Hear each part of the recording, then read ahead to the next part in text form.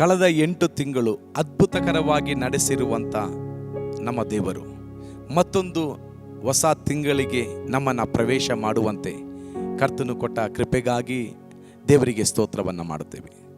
ಪ್ರಿಯರೇ, ನೀವು ಸಾಧಾರಣ ವ್ಯಕ್ತಿಗಳಲ್ಲ, ನೀವು ಸಾಧಾರಣವಾಗಿ ಕರೆಯಲ್ಪಟ್ಟವರಲ್ಲ. ನಿಮ್ಮ ಮೇಲಿರುವ ದೇವರ ಉದ್ದೇಶವು ಶ್ರೇಷ್ಠವಾದದ್ದು. ದೇವರು ನಮ್ಮನ್ನು ಕರೆದಿರುವಂಥದ್ದು ಶ್ರೇಷ್ಠವಾದ ಕಾರ್ಯಗಳಿಗಾಗಿ. ಈ ದಿನ ನಾವು ಹೊಸ ತಿಂಗಳನ್ನು ಆರಂಭಿಸುವಾಗ ಪ್ರಿಯರೇ, ದೇವರನ್ನ ಒಟ್ಟಿಗೆ ಮಾತನಾಡಲು ಇಷ್ಟಪಡುತ್ತಿದ್ದಾರೆ.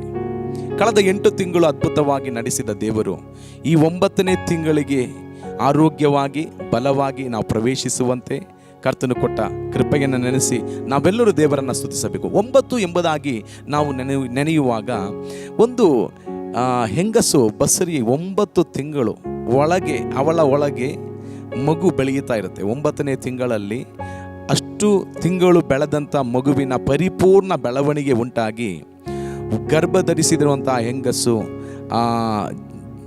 ಮಗುವನ್ನು ಜನ್ಮ ಕೊಡುವಂಥವಳಾಗಿದ್ದಾಳೆ.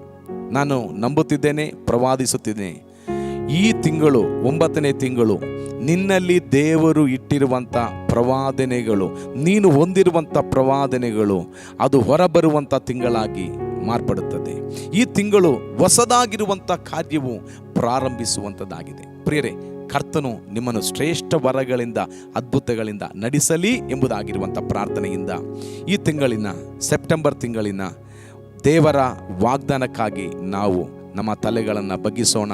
ಕರ್ತನು ಹೇಳುವಂಥದ್ದನ್ನು ಕೇಳೋಣ. ನಮ್ಮ ಕಿವಿಯನ್ನು ಕರ್ತನ ಕಡೆಗೆ ತಿರುಗಿಸೋಣ. ದೇವರ ವಾಕ್ಯ ಜಕರ್ಯ 8ನೇ ಅಧ್ಯಾಯ ಅದರ 13ನೇ ವಾಕ್ಯ ಈ ಪ್ರಕಾರವಾಗಿ ಹೇಳುತ್ತದೆ, ನೀನು ಭಯಪಡಬೇಡ, ಧೈರ್ಯವಾಗಿರು, ನಾನು ನಿನ್ನನ್ನು ಅನೇಕ ಜನಾಂಗಗಳಿಗೆ ಆಶೀರ್ವಾದವಾಗಿಟ್ಟಿದ್ದೇನೆ. ಪ್ರಿಯರೇ, ದೇವರು ನನ್ನನ್ನು ನಿನ್ನನ್ನು ಅನೇಕರಿಗೆ ಆಶೀರ್ವಾದವಾಗಿ ಇಟ್ಟಿದ್ದೇನೆ ಎಂಬುದಾಗಿ ಹೇಳುತ್ತಾರೆ. ಇದು ಯಾರಿಗೆ ಹೇಳಿದಿರುವಂಥದ್ದು? 8ನೇ ಅಧ್ಯಾಯದ 1ನೇ ವಾಕ್ಯದಿಂದ ನಾವು ಓದುವಾಗ, ದೇವರಿಂದ ಅಗಲಿ ಹೋಗಿ ಪಾಪ ಮಾಡಿದಂಥ ದೇವಜನರಾಗಿರುವಂಥ ಇಸ್ರೇಲ್ ಜನರು ಯಹೂದ್ಯರನ್ನು ಅವರು ದಾಸತ್ವದಲ್ಲಿದ್ದಂಥ ಸಮಯದಲ್ಲಿ ಅವರ ಭವಿಷ್ಯವನ್ನು ಅವರು ನೆನಪಿಗೆ ಕೂಡ ಇಲ್ಲ, ಅವರ ಭವಿಷ್ಯವನ್ನು ನಂಬುವುದಕ್ಕೆ ಆಗದೆ, ಅವರಿಗೆ ಏನಾಗುತ್ತದೆಂಬುದಾಗಿ ಚಿಂತಿಸುವುದಕ್ಕೂ ಆಗದೆ ಇರುವ ಪರಿಸ್ಥಿತಿಯಲ್ಲಿ ದೇವರು ಹೇಳುತ್ತಿದ್ದಾನೆ, ನಾನು ನಿಮ್ಮನ್ನು ಅನೇಕರಿಗೆ ಆಶೀರ್ವಾದವಾಗಿ ಇಡುತ್ತೇನೆ.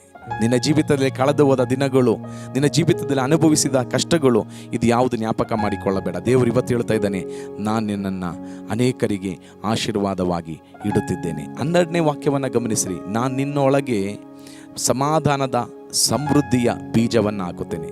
ಹೌದು ಪ್ರಿಯರೇ, ನೀನು ಒಂದು ಅನುಗ್ರಹಕ್ಕೆ ಕಾರಣವಾಗಿದೆಯಾ.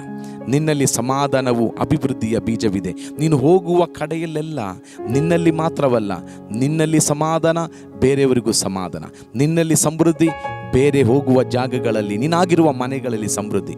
ಹೌದು, ಜ್ಞಾಪಕ ಮಾಡಿಕೊಳ್ಳಿ, ನೀನು ಅನೇಕರಿಗೆ ಆಶೀರ್ವಾದವಾಗಿದೆಯಾ. ಈ ವಾಕ್ಯವು ನಿಮ್ಮನ್ನು ಅನುಗ್ರಹಿಸಲಿ, ನಮ್ಮನ್ನು ದೇವರ ಆಶೀರ್ವದಿಸಲಿ. God bless you.